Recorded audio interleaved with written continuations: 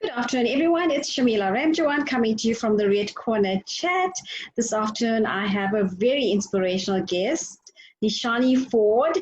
Nishani is a TED Talk and keynote speaker, life coach, author, global advocate for nonviolent places of work. That is something so interesting, and we're going to hear all about it today. Hello, Nishani. Hi, Shamila. Thank you so much for having me this afternoon and for putting me in. I'm so honored actually to be chatting to you. It's an absolute pleasure, and I'm looking forward to hearing what what you're going to say, because you seem to have such an impressive bio. And I was really intrigued when I read it, but I'm not going to read out too much on the bio because I want to hear it from you. Nishani, do you maybe just want to take us through who you are? Yeah. So there's many labels, I guess, but in a nutshell, I'd like to say I'm a child of God, I'm a son of God, I'm a mom to two adult young men. I'm a change catalyst and a purveyor of hope. From a career perspective, like you said, I have a TED Talk. I'm very excited to be spreading a message of hope in the world.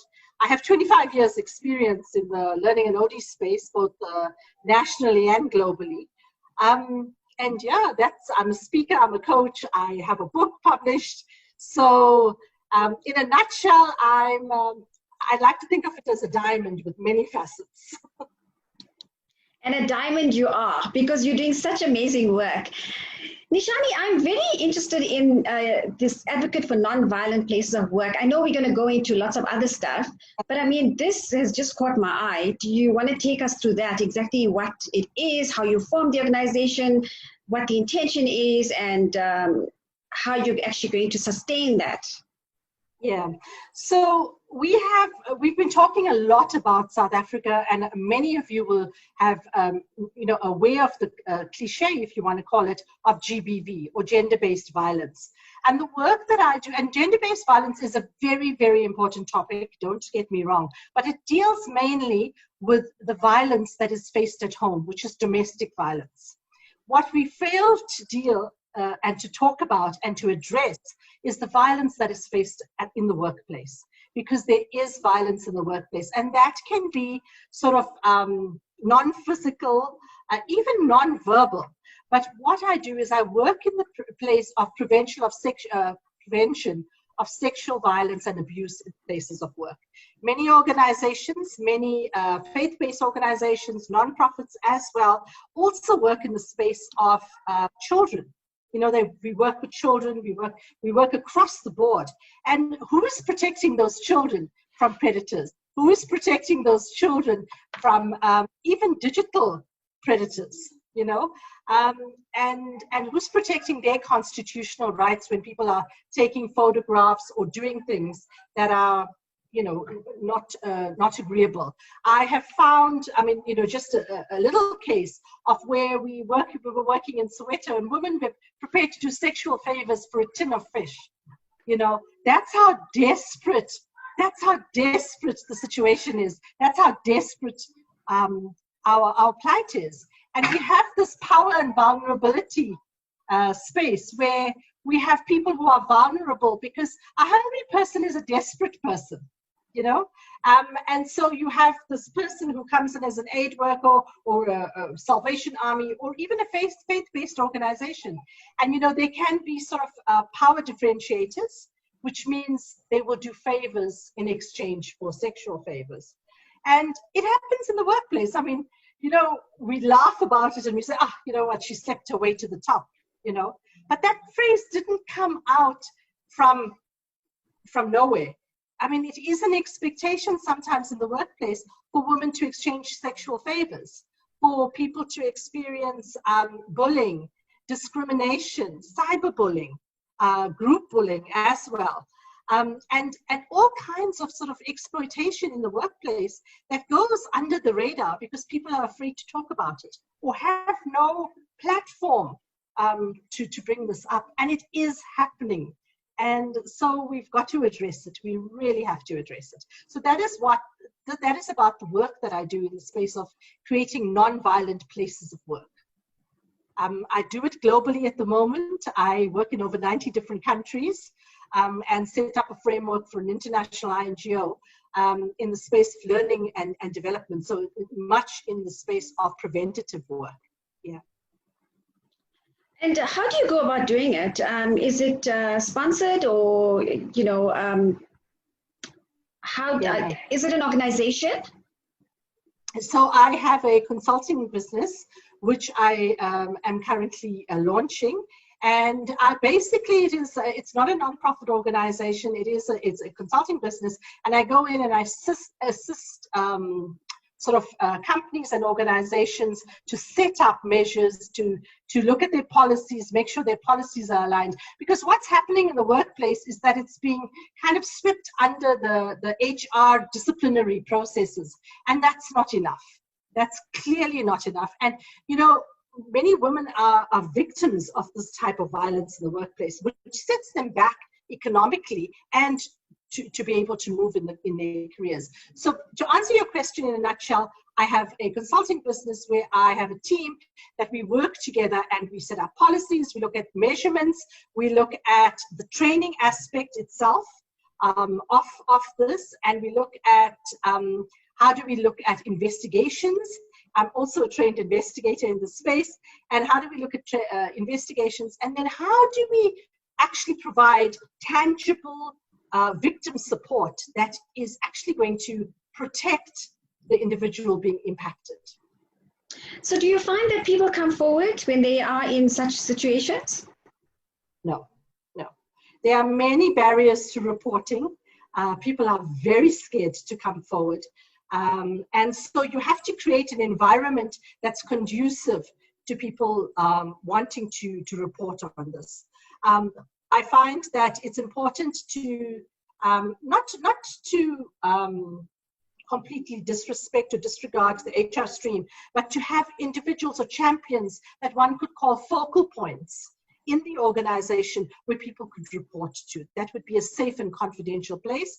It's also important to understand that to keep the victims, alleged victims' details completely confidential, because sometimes it could be life-threatening. In some countries, we find that if we disclose who the victim is, that person can be killed by their family because, for example, rape in some countries is not allowed. If the girl is pregnant by a rapist, she's expected to marry that rapist within 30 days. Otherwise, her family will kill her. That is the reality that we are facing. So, no, it doesn't happen that people just speak about it under the radar, and it's happening very much being swept under the carpet, you know. So it's an important topic that we are having to deal with now. And I must say the Department of Labor in South Africa has now issued a document for through the Employment Equity to look at code of good practices and some of the things that are important in the workplace and will become non-negotiables in terms of cyberbullying, bullying, and creating sort of safe and non-violent places of work. So just take me through this, okay? You have a box close to the HR department in an organization where they prompt employees to put in any complaints or anything of that sort that they have, suggestions as well. So one would actually go and write something there where they probably had an encounter with a manager. How would this be addressed? Okay, so the way that it works in terms of a process is that firstly, the management will need to get involved, and then there's an investigation setup that needs to happen, and that's a specialized space. So in terms of the investigation, there would be an investigation. If they find that the alleged perpetrator is actually, guilty of X or Y or some form of sexual harassment or abuse or bullying, then the HR process is also follow through. The investigative process happens outside of the organization, and usually it's a very objective investigative process where the victim is also and witnesses, etc. It happens just like a normal investigation. Then a recommendation is made to the chairperson of the disciplinary, and usually that then informs the disciplinary that needs to happen. If there is a criminal offense, example, a rape, then that needs to be reported as a criminal offense. As an example, let me tell you, so the Department of Labor, so our labor relations doesn't, if you get raped at work, it's called sexual harassment. It's not called rape, but it is rape. You know, so we've got to address these things in the workplace in order to make places of work safer. In order to make places of work safer. Okay, so your message in that box doesn't actually, in the long term, it's not anonymous anymore because people have to come forth, you know, the perpetrator, the victim, and all of that. How does one deal with that in the workplace in terms of embarrassment? Yeah, I think like any other process, it has to be kept quite confidential. That's why I'm saying it doesn't go directly into the HR stream. It goes into a management stream or something called a committee that will need to deal with this. And it is highly confidential because people's lives are impacted. And so it's not something that can be sort of just disclosed openly in the workspace. No, it has to be handled. That's why it has to be handled by specialists. Yeah. Okay, I get it. Well, you know, for people watching, and if you are being bullied or you have some sort of encounters in the workplace, I would say it's always necessary to take it up with the HR or management because it could get worse. And, you know, we're living in a society where there's such, you know, people are vulnerable and then you have predators out there. So we have to all be careful as to how and where we are. Yeah. And, you know, oftentimes, and I'm speaking from personal experience as well, oftentimes you also get bullied to a point that you have to kind of leave the organization because it comes to a stage where nobody wants to deal with it and non-disclosures are then signed and people are kind of said, oh, you know, let's settle out of court, let's give you X amount of money, let's sign a non-disclosure and kind of let's sweep this under the carpet. That doesn't help the situation. Doesn't change anything. And again, if you're a woman, it sets you back because in terms of your career now, you're forced out of a role where you could have built a career stream, you know. And I don't think that that's acceptable. I think it's completely unacceptable in the world of work that we are living in. And it's violent. It's violence against women in a different space. So we're taking it away from being just at home into the workspace as well. Yeah. Nishani, did you find that there are women out there or people out there that are actually scared to report such instances or incidents because of the fear of losing their jobs? Yes. I mean, there is a whole power and vulnerability dynamic that happens. And I mean, when something happens, even if it's just a racism issue or racism comments, people are afraid to come forward because of the power differentiator and because of the person can lose their job. And especially in South Africa, where our unemployment rate is so high. And it's difficult. It really is difficult. And we have a dynamic of, you know, over 60% of households are single mom households. And so what does the single mom do? Does she keep quiet and just keep up with whatever is happening and grin and bear it? Or does she speak up? And you know, it's important. That is why it's important to create these streams, to create these measures to support people to be able to speak truth to power in a way that doesn't you know, let them lose their job or let them be discriminated against. And this is what I do in the space of helping create a safe space to work. Well done. It's complex. So it's complex. It's not straightforward. It's not straightforward at all. Yeah. So you're working in various countries as well. What's your take across the world on a project like this? You know, the take across the world is that some countries you know, you get to a certain country like India as an example, and they've got no cases to report, and you go, but that can't be the case. They you know, we know for a fact what's happening on the ground, and then you have to look at, you know, barriers to reporting. You have to look at what is stopping people from reporting, and mainly it's the shame aspect. It's the fact that this is happening to me, and I'm going to be labeled. You know, and it's the same reason that most rapes are not reported in this country, you know. and across the world. So across the world, we are having this. Across the world, this is a problem. And I think the more we get into, let's start talking about creating awareness, creating preventative measures, educating managers, creating policies in the workplace that address child protection, that address media, because some of the things that are happening right now is that we don't have sort of a media or a digital space that is safe any longer. Everybody's going on board. You can be sending a picture to somebody and suddenly it's on YouTube, you know, and you're exposed. And, you know, it could have happened at a, I don't know, a company dinner party, you know, where people got a little bit too friendly. But these things are happening. These things are happening. So it's not just violence at home, it's also violence in the workplace that we need to think about. We need to think about. Yes. Now, because the world of work's changing. We're working in a far more digital space, and digital bullying is happening. Digital bullying is happening. Yeah. Wow. I think bullying across is all spectrums, it's happening. Nishani, just on COVID-19, it's come, it's affected us, it's impacted us. How did it affect you? Well, affect me personally.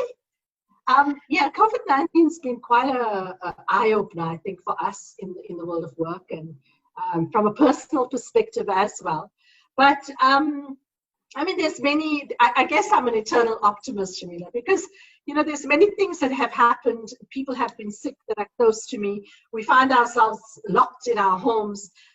For me, it was a time of introspection. It was a time of saying, okay, what can I be grateful for? What can I still put forward out in the world? And so that is when I started. I actually wrote and published a recipe book, because cooking seems to have been taken off. And I'm passionate about food, and I call it Abundance. And abundance is really about getting your buns to the kitchen, dancing, enjoying, and getting pleasure out of life. But I gave that away free during lockdown, because I thought it was important to swim upstream, to swim against the stream. Where people were going into scarcity mode, I was saying, let's model abundance. Let's become the voices of hope out there. As much as this is a dark time for us, the gift that has come out of COVID is that we have a shared pain now in the world. You know, we all know what it's like to work, educate your children, and try and do everything that you need to do in a day. So we have the solidarity and a sisterhood that has joined us globally, and we have technology that enables that.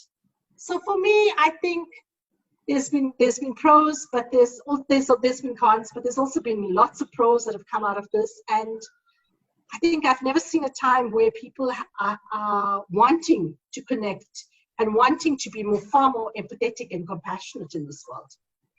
Yeah. Yes, it's actually so weird, because we all are going through exactly the same thing across the globe, and we can share the same experiences, and we can talk about the same subject. You know, yes. Everyone you speak to across the world is like, how has COVID affected you, or what have you done differently, or, you know, did you keep busy, did you keep mentally sane, those kind of topics. But just going forward, I know you started something, a Facebook Live. Do you want to take me through that? Yeah, I started the Facebook Live called Seeds of Hope. And really that is much like what we're doing now. It's a chat. And we do it sort of once or twice a week, and really trying to interview inspirational people who are making a difference in the world. And the reason that we bring it into people's homes is to really be a purveyor of hope. And again, it's to swim upstream and to say, you know what, I know this sucks. I know this is hectic. But you know, we're going to get through this together. And to just help people speak about pertinent topics. We speak about depression, we speak about suicide, but in a way that brings hope. That brings hope. Yeah. That's wonderful. Well done on that, and keep going. Hopefully you can interview me at some point. I will. I have you on my list. That would be awesome. Nishani, who inspires you? You know, I still draw my inspiration from my folks, my parents. Both of them are late, but they've been really instrumental in in fashioning who I am. My dad was a informal coach, if you want to call it that, and he was a conversationalist. So every Sunday we would have visiting pastors or people from globally in our lounge. And in a time, I grew up where girls were in the kitchen, preparing the tea trays and things like that. My father would rather invite us into the conversation. And, we were talking, like traditionally people are told, oh, this is big people's talk, but not my dad. My dad invited us to converse with people, to ask questions, to ask provocative questions. And so he inspired me to do that. My mom, she was sort of an abundant woman, somebody who walked her talk. She always found a way. And I remember when my father lost his job, and she was a housewife, and she said to me, there's no such thing as unemployment. You make work. You make work and you find ways to generate income. And that's exactly what she did. She went from selling Tupperware and stuff like that to running her own business for 15 years with no education or anything like that. And for me, I just thought like, shit, that was wow. And so, although they're not here, they've left a legacy of faith, but they've also instilled in me all the things that I want to bring into the world. Wow, that's awesome. And look at the amazing work that you're doing now. So I take it that you're a good cook. I like to think I'm a good cook.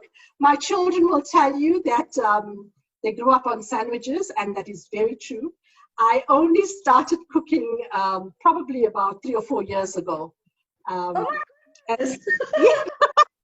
So I just started about 3 or 4 years ago, and then discovered this passion for recipes. So now I cook all the time. I cook all the time. Yeah, it's actually quite scary. I love cooking and baking, and the saddest thing is ever, the saddest thing is when you're trying to lose weight or you're trying to eat healthy, and then you think of, baking this wonderful cake or trying out a new recipe, and then most of the time you end up eating the whole thing yourself. So yeah, but that's the challenges of being a mother as well. Yeah. And my second book now is exactly on that, because and as you get older, you can't digest this, you have to lose weight. So it's really about eating healthy, but still delicious. And I'm working on that passion project, as we speak. But food is a big part of my life. So what type of recipes do you have in that book of yours, the first book? The first one, it's a collection of recipes that are just favorites, but things that I've played with and things that I've made. And just all kinds of recipes, from cooks to bakes. And usually, for the lockdown, I thought of comfort food. So a lot of comfort food, a lot of traditional recipes, really like like the mini rice and the dry fish chutneys and all the traditional kind of things. Yeah. Do you intend selling your book at some point? At the moment, it's free and it's available. The second book I will sell, yes. Yeah. But the first is a seed, and I just want to sow it into people's lives. Oh, that's wonderful. I'd like to get a copy of that book. Sure. Awesome. So, Nishani, is there anything else that you want to add?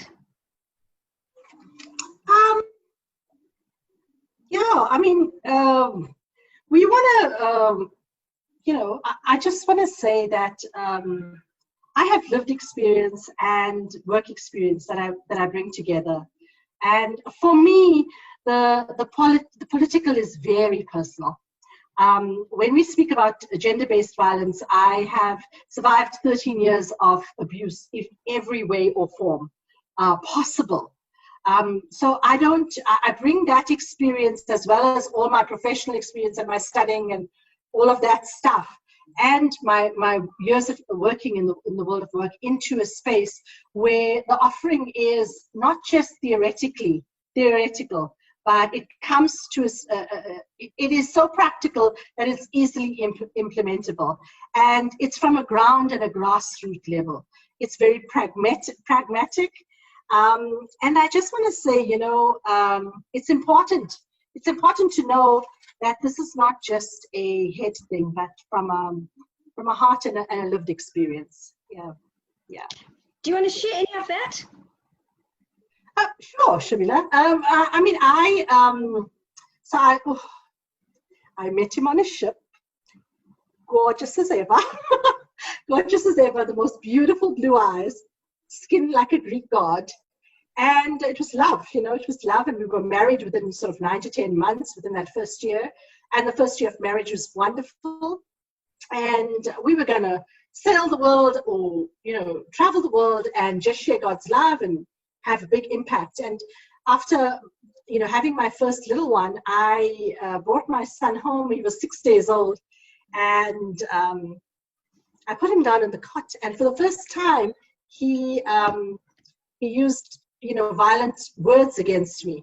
And it shocked me because I didn't know what to do with it. My father, the only man in my life was my dad and my brother, and they were gentle beings, My dad had this look when we were kids that you knew you wouldn't cross the line, but he never used verbal or physical violence to discipline us.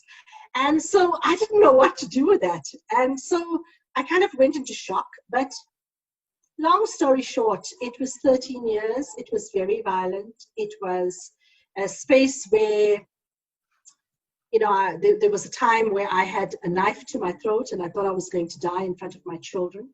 Oh, my goodness. It was really violent. Sort of being locked out of the house in the middle of winter in Johannesburg with a thin nightie on and sitting in the guardhouse not knowing what to do.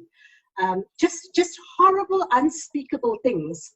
And sometimes you do it just to keep the peace. And, you ask me like, oh my God, why did you stay 13 years, And I guess for me, there were several things. Firstly, it was the shame aspect.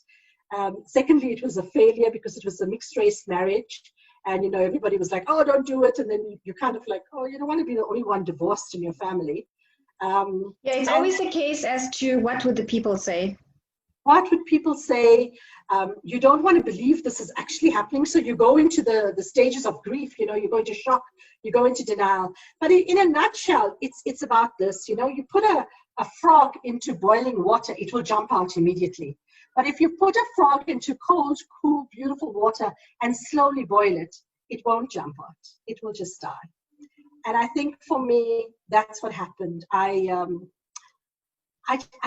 was so hopeful. I was so in love. He was always trying to apologize and make it up. And before you know it, I had 2 babies and 13 years of my life had passed. And I had become a pro at makeup and, putting on a mask. And for many years, I wore a mask. And then 2 a.m. one morning, I wrote a poem. And can I say it? Yes, of course. Please go ahead. Yes, please. Yeah. And it says, where are you? She screamed, trapped within a cage. I need to break free to be true to who I am. The woman in the core of my depth screams, set me free. Do I have the courage to let her go? Am I afraid of what her great freedom would mean to this world? Courage, courage, she screams. Set me free to be magnificent, celebrated me. Thank you. So that is wonderful. I wrote that at 2 or 3 a.m. in the morning. And when I turned around, I was looking at his face. But I didn't know who I was. I had completely disappeared. I turned into a whale. He called me a whale. So I was much, much bigger. And you do that. You do that to protect your physical body, And I didn't know who I was. And I was scared that my children wouldn't know who I was. And they wouldn't know who I laughed or, what it was for their mom to be laughing or anything, because I was constantly on eggshells. And I realized that was the start of the leaving and the start of the end, the beginning of the end. Still took me 3 years to leave though, because I couldn't leave. I wasn't financially stable. I wasn't financially okay. I was in a very, I hadn't studied when I was younger. So I went back to university. I did 4 qualifications concurrently. And sort of by the time of those 3 years, I had applied for jobs and made sure that I was financially okay to be able to stand on my feet. But it took me 3 years to exit, and it was tough. It was tough. Yeah. I have so many questions for you, Nishani. Well done on, how far you've come. But just going back a little bit, did you ever find out what triggered his entire personality change? Yeah, yeah. The psychologist we went because we tried. We went for counseling. We went to church counselors. We went to professional counselors. All of those things, and he even went to a some kind of retreat for anger management. But they called it high chair syndrome. They said that, when the children came on board, he didn't get the attention and he wanted the attention. He was also an army man. He had a military background and a military family background. And so there was a lot of trauma that might have happened that was triggering it. But, whatever the reason, it was no excuse. Whatever the reason, it was no excuse. And we did try to work through those things because I really wanted it to work. I guess I'm a hopeless romantic, but it just, eventually I thought I am going to die. I'm literally going to die. Wow. Yeah. But, going through all of that, what made you leave? Or, how did you pluck up that courage to leave? You kind of just, for me, it was my children. And I thought, they don't know who I am. I don't know who I am. They've seen this sort of skittish, and I was huge, and I had dark eyes, and I looked different, and I functioned differently.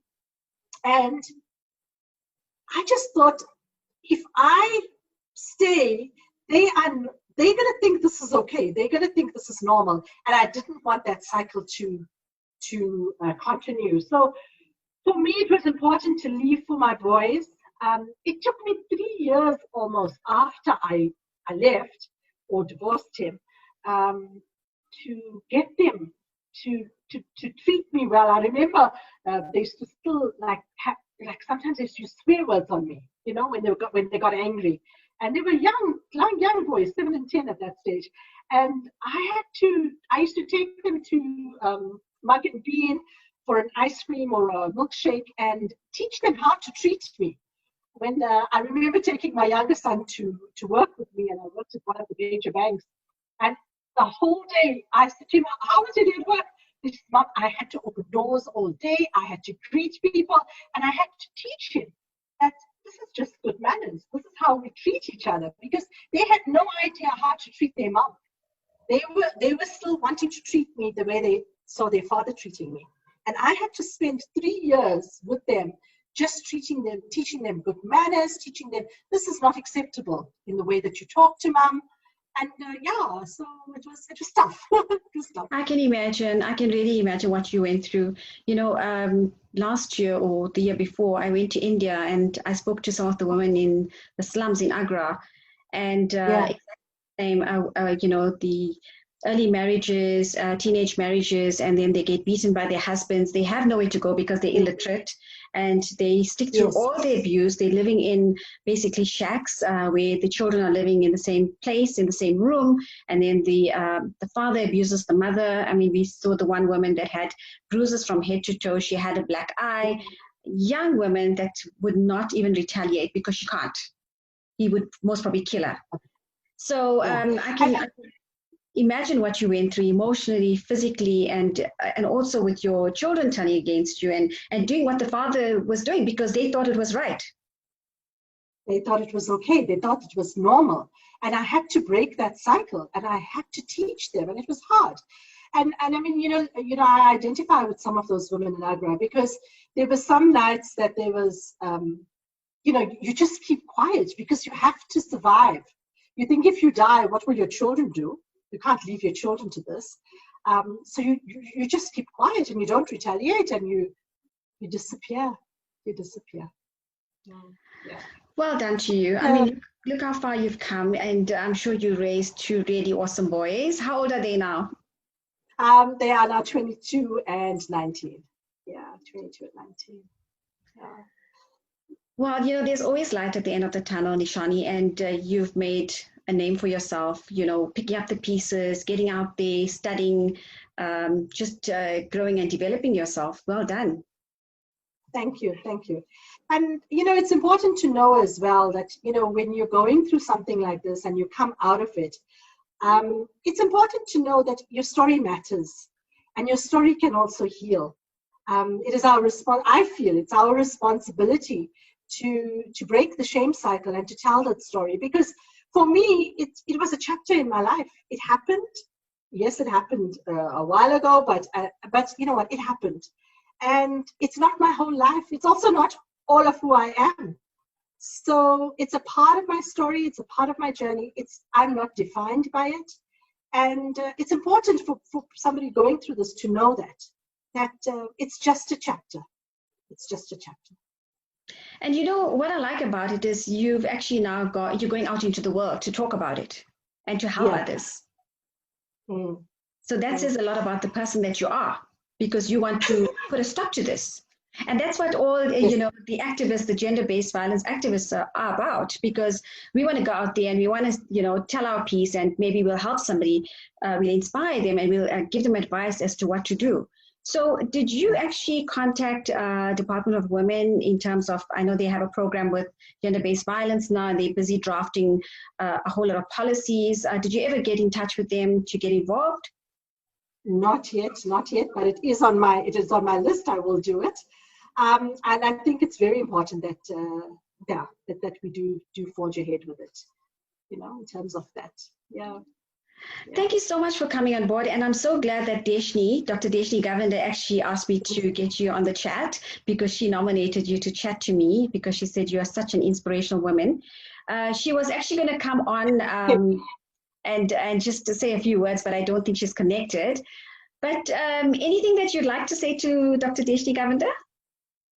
Yes, thank you, Deshni. I am so glad our paths crossed, and I think that the lessons that I'm learning from Deshni are like, we are chicks. We are women who are holding each other's hands and raising platforms for each other, and I think that is so important. It's not only important because we are linked, but it's important because it's part of our heritage and who we are. So thank you for being one of those women that walks your walk, and for creating platforms for other women to shine. I think that itself is admirable. And thank you also for the work that you're doing, Dr. Shamila, because I think it's important that, it's just wonderful that you can give up a Saturday afternoon to create this platform to inspire so many people. So really, thank you. Thank you. Thank you so much. It's something that I'm so passionate about. I would give up my studying and my business just to do these chats. Like I said to you earlier, it's like having people in front of me, and that's what I love. I love the people connection, because I feel creating the Red Corner chat, I have people right here in my room, in my Red Corner, which is amazing, because I really miss, COVID has come and just destroyed relationships, and it's done so much damage to us. And, this is when I decided to start the chat in August. But it's been amazing. And to chat to phenomenal women like you, or people like you, it's just, for me, it's a sense of fulfillment. Yeah. And I just want to say as well, thank you so much. Thank you. But also that healing is possible. And there is hope. There's always hope. If you're in the middle of that place where you think you can't actually do anything, start with something small. Just start with sharing with somebody. I just want to ask you quickly, are you also from KZN? Yes, I'm originally from the North Coast, so people would know it now in the Lamersi area. But I grew up in a little town called Desainaga, and if you blink, you'll miss it. And went to Tongan High, that sort of matriculated in 1989. Yeah. Well, so my sister actually lives right next to Desainaga in Zitites, and my brother-in-law was actually a teacher at Tonga High. Oh, really? Really? It's a small world. Yes. A small world. Yeah. But Nishani, it was awesome chatting to you. Thank you so much for coming on board and sharing your life experiences. And I wish you everything of the best in everything that you do. And hopefully we will meet for coffee one day and see how we can work together and collaborate. Great. I'm so looking forward to that. And thank you. Thanks everybody for listening. Thank you. Have a good Saturday afternoon. You too. Bye-bye. Thanks. Bye, everybody. Bye. Thank you.